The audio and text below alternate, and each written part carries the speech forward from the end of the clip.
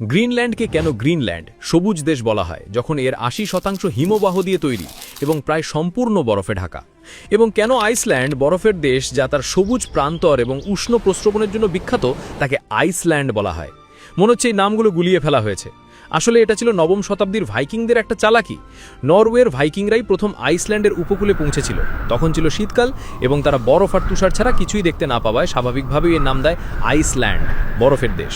অভিযাত্রীদের জন্য এটা সাধারণ ছিল যে তারা প্রথমে যা দেখত তার উপর ভিত্তি করে নতুন জায়গার নাম রাখা। উদাহরণস্বরূপ ফ্লোরিডার নামটি স্প্যানিশ অভিযাত্রীদের কাছ থেকে এসেছে, যার অর্থ ফুলের দেশ, কেননা তারা সেখানে ফুল ফোটার মরশুমে পৌঁছেছিল। এর কিছুদিন পর যখন আইসল্যান্ডে জনবসতি গড়ে ওঠে তখন এরিক দ্য রেড নামে পরিচিত একজন ভাইকিংকে তার অপরাধের জন্য দ্বীপ থেকে নির্বাসিত করা হয়েছিল। নতুন জায়গার সন্ধানে সে পশ্চিমে গিয়ে একটা বিশাল বরফময় দ্বীপের সন্ধান পায়। সে বুঝতে পারছিল যে দ্বীপে বসতি স্থাপনকারীকে আকর্ষণ করা কঠিন হবে, তাই সে একটা চালাকি করে নাম দেয় গ্রিনল্যান্ড, সবুজ দেশ, যা আসলে যা ছিল তার ঠিক উল্টো।